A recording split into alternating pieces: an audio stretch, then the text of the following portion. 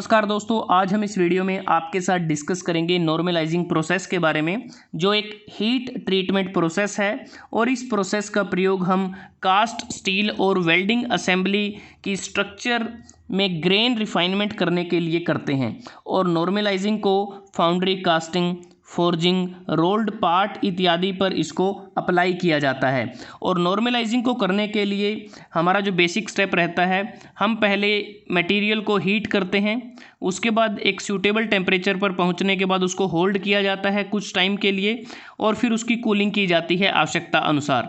और जो हीटिंग करते हैं वो अपर क्रिटिकल टेम्परेचर लाइन से ऊपर के टेम्परेचर पर हीट करते हैं। ये बेसिक कंसेप्ट है, आप पूरा विस्तार से समझते हैं इसको। अगर हम हाइपोयूटेक्टोइड स्टील, जिसमें कार्बन परसेंटेज 0.83% से कम होती है, यूटेक्टोइड स्टील जिसमें कार्बन परसेंटेज 0.83% के बराबर होती है, और हाइपर यूटेक्टोइड स्टील जिसमें कार्बन परसेंटेज 0.83% से ज़्यादा और 2.14% तक रहती है। तो ये तीन टाइप की कैटेगरी है स्टील की, जिसको हम गर्म करते हैं अपर क्रिटिकल टेम्परेचर से ऊपर के टेम्परेचर पर। और वो टेम्परेचर क्या रहता है, अगर हम इस डायग्राम को देखते हैं तो यहाँ पर हमें तीनों चीज़ें क्लियर हो जाती हैं कि जो स्टील में कार्बन कंटेंट है वो 0 से 2.14% तक रहता है। जो हाइपोयूटेक्टोइड है 0 से 0.83% तक, ये वाला जो एरिया है। हाइपर यूटेक्टोइड 0.83 से 2.14, ये वाला पोर्शन। और जो यूटेक्टोइड होता है, ये जो रेड डॉटेड लाइन आपको नज़र आ रही है, ये यूटेक्टोइड स्टील को इंडिकेट करती है। अब बात करते हैं इन तीनों स्टील्स का जो अपर क्रिटिकल टेम्परेचर है। अगर हाइपोयूटेक्टोइड है तो इसके लिए अपर क्रिटिकल टेम्परेचर की लाइन ये है, ये जो A3 लाइन है, कहीं पर आप इसको AC3 भी इसको पढ़ेंगे। तो यहाँ पर इसकी जो इंक्लाइंड लाइन है वो 723 डिग्री से 910 डिग्री सेल्सियस के बीच में है। अगर हम बात करें हाइपर यूटेक्टोइड स्टील की, उस केस में अपर क्रिटिकल लाइन है ACM, जो हमारी जाती है 723 डिग्री से 1147 डिग्री तक। और जो यूटेक्टोइड है उसके लिए अपर क्रिटिकल टेम्परेचर और जो लोअर क्रिटिकल टेम्परेचर है वो एक ही पॉइंट पर है, 723 डिग्री। अब अगर हमारे पास हाइपोयूटेक्टोइड स्टील है तो उस केस में हम जो हीट करेंगे मटेरियल को, इस टेम्परेचर से तकरीबन 40 या 50 डिग्री वो ज़्यादा होगा।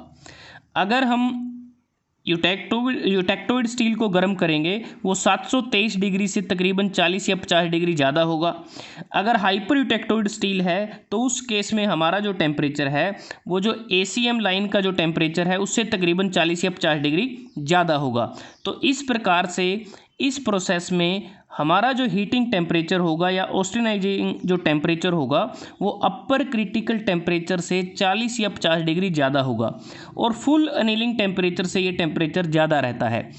अब बात करते हैं कि एग्जाम्पल के तौर पर अगर हमने कोई मटेरियल लिया है जिसका कार्बन कंटेंट 0.5 कार्बन है, उसमें सपोज यहाँ पर है, जब उसको हीट करेंगे तो इसमें देखें वो तकरीबन जाएगा 800 डिग्री पर। 800 डिग्री से थोड़ा 50 डिग्री ऊपर 850 डिग्री पर उसको गर्म किया जाएगा, और उस पर्टिकुलर टेम्परेचर पर उस मटेरियल को होल्ड किया जाएगा। तो इस तरह से प्रोसेस रहती है। कहने का मतलब ये है कि जब भी हम मटेरियल को गर्म करते हैं, हीट करते हैं, तो वो ऑस्टेनाइट रीजन में जाएगा, क्योंकि अपर क्रिटिकल लाइन टेम्परेचर से ऊपर जो स्टील होता है उसमें पूरी तरह से ऑस्टेनाइट होता है। और अगर हाइपोयूटेक्टोइड स्टील है उस केस में जो फेराइट और परलाइट हैं, जैसे जैसे हीट करते जाएंगे तो अगर आप देखें यहाँ फेराइट और ऑस्टेनाइट यहाँ बनना शुरू हो गया है, और इस लाइन से ऊपर कंप्लीट ऑस्टेनाइट हमें मिल गया है। और यहाँ यूटेक्टोइड में यहाँ सीधा ही हमें गर्म करने पर ऑस्टेनाइट मिलता है, और हाइपर यूटेक्टोइड में ACM से ऊपर हमें ऑस्टेनाइट मिलता है। तो एक पर्टिकुलर टेम्परेचर पर गर्म किया जाएगा मटेरियल को, उस टेम्परेचर पर उसकी होल्डिंग की जाएगी कुछ टाइम पीरियड के लिए, ताकि हमारा जो कंप्लीट ट्रांसफॉर्मेशन है वो हो जाए, ताकि हमारा जो मटेरियल है पूरी तरह से ऑस्टेनाइट में तब्दील हो जाए। उसके बाद जो कूलिंग की जाती है, कूलिंग इसमें हम ओपन में करते हैं, जो स्टिल एयर होती है, एयर में कूलिंग की जाती है। और फुल अनिलिंग के मुकाबले जो नॉर्मलाइजिंग जो प्रोसेस है उसमें जो कूलिंग रेट है वो ज़्यादा होता है, रैपिड कूलिंग होती है फुल अनिलिंग के कंपैरिजन में। और एयर में कूलिंग की जाएगी, फर्नेस में कूलिंग इस केस में नहीं करेंगे, और जिससे हमें फाइन ग्रेन स्ट्रक्चर मिलेगा और कंप्लीट फेज रिक्रिस्टलाइजेशन होगा। अब फिर से इसको समझिए आप, अगर हाइपोयूटेक्टोइड स्टील है, अगर आपने यहाँ तक उसको गर्म किया है, जैसे ही एयर में उसको ठंडा करेंगे तो वापस हम पहुँच जाएंगे फेराइट और परलाइट में। तो यहाँ पर हमारा जो स्ट्रक्चर होगा वो फाइन परलाइट हमें इसमें मिलेगा। और जो परलाइट की अगर हम बात करें, परलाइट स्ट्रक्चर में उसका डार्क एरिया को इंडिकेट करता है और जो फेराइट होता है वो वाइट नेटवर्क होता है।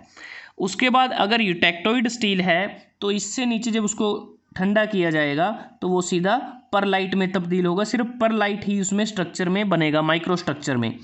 अगर हाइपर यूटेक्टोइड स्टील है तो उस केस में जब यहाँ से हम ठंडा करना शुरू करेंगे स्टील को, तो जब पहुँचेंगे इस रीजन में तो हमें मिलेगा परलाइट और सीमेंटाइट मिलेगा माइक्रो स्ट्रक्चर में। तो इस प्रकार से हमारा पूरी तरह से कंप्लीट फेज रिक्रिस्टलाइजेशन हो जाएगा। अब बात करते हैं कि जब हम नॉर्मलाइजिंग करते हैं उस दौरान जो मटेरियल है उसकी जो प्रॉपर्टीज़ हैं वो मेनली डिपेंड करती हैं जो स्टील के जो पीसीज होते हैं उनका साइज़ और कंपोजिशन क्या है। क्योंकि अगर स्मॉल साइज़ हुआ कंपोनेंट का तो उसको ठंडा करना आसान रहता है, क्योंकि वो उसकी रैपिडली कूलिंग होती है और जिससे हमारा फाइन परलाइट माइक्रो स्ट्रक्चर में बनता है। और जो स्मॉलर पीसीज हैं वो फाइन परलाइट की मौजूदगी के कारण ज़्यादा हार्ड होते हैं लार्ज पीसीज के मुकाबले। उसी प्रकार जो स्ट्रक्चर हमें मिलता है नॉर्मलाइजिंग से वो भी डिपेंड करता है क्रॉस सेक्शन, मटेरियल का जो क्रॉस सेक्शन है उसकी थिकनेस पर वो डिपेंड करता है। क्योंकि मटेरियल की थिकनेस के कारण ही जो रेट ऑफ कूलिंग है उस पर अफेक्ट पड़ता है। क्योंकि थिक सेक्शन, अगर थिक सेक्शन है मटेरियल का तो थिक सेक्शन के मुकाबले थिन सेक्शन पर ज़्यादा फाइन ग्रेन स्ट्रक्चर हमें मिलती है। और ये हमने आपके साथ डिस्कस कर ही लिया है कि जो रेट ऑफ कूलिंग होती है वो फुल अनीलिंग के मुकाबले नॉर्मलाइजिंग के केस में वो ज़्यादा होती है। अब बात करते हैं कि जो हम नॉर्मलाइजिंग करते हैं उसका मेन पर्पज़ क्या रहता है। नॉर्मलाइजिंग को करने का मेन पर्पज़ है कि हमें मटेरियल में यूनिफॉर्म स्ट्रक्चर को प्रोड्यूस करना है, इंटरनल स्ट्रेसेस को कम करना है, जो वेल्ड की जो असेंबली का जो स्ट्रक्चर है उसको इम्प्रूव करना है, हमें हार्डर और स्ट्रोंगर स्टील प्रोवाइड करना है फुल अनीलिंग के कंपैरिजन में।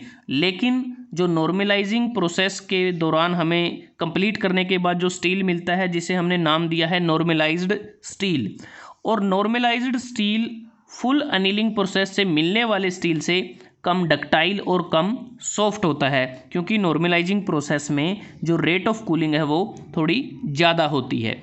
और इसके अलावा जो मटेरियल होता है उसमें हम कार्बाइड नेटवर्क को भी एलिमिनेट करते हैं ग्रेन बाउंड्रीज पर, और स्पेशली हाइपर यूटेक्टोइड स्टील में ऐसा किया जाता है।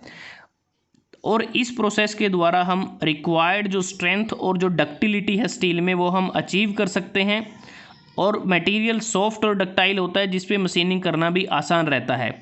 और जो स्टील का जो ग्रेन साइज है उसको भी हम रिफाइन कर सकते हैं। और जैसा हमने बात की थी कि बेसिकली स्टार्टिंग में जो पहला स्टेप होता है जब हम हीट करते हैं मटेरियल को, ऑस्टेनाइट रीजन में उसको गर्म किया जाता है ताकि हमें उसको होमोजेनाइज करने में मदद मिले, और जिसके परिणाम स्वरूप जो नॉर्मलाइजेशन प्रोसेस होती है उसके बाद जो स्ट्रोंगर परलाइट मिलता है फाइन ग्रेन साइज के साथ, उससे मटेरियल का जो यील्ड पॉइंट है वो भी बढ़ जाता है, टेंसाइल स्ट्रेंथ भी बढ़ जाती है, इम्पैक्ट स्ट्रेंथ भी बढ़ जाती है फुल एनीलिंग प्रोसेस के कंपैरिजन में। और जो परलैटिक जो स्ट्रक्चर मिलता है हमें नॉर्मलाइज्ड स्टील में, उसके कारण वो हार्डर हो जाता है। तो दोस्तों आज हमने इस वीडियो में आपके साथ डिस्कस किया नॉर्मलाइजिंग प्रोसेस के बारे में, जो एक हीट ट्रीटमेंट प्रोसेस है। अगर आपको यह वीडियो अच्छा लगा आप इसको लाइक कर सकते हैं, शेयर कर सकते हैं अपने दोस्तों के साथ, अपने स्टूडेंट्स के साथ, और चैनल को सब्सक्राइब करना ना भूलें। जल्दी हाजिर होते हैं एक नए वीडियो के साथ, तब तक के लिए धन्यवाद। आपका दिन शुभ रहे।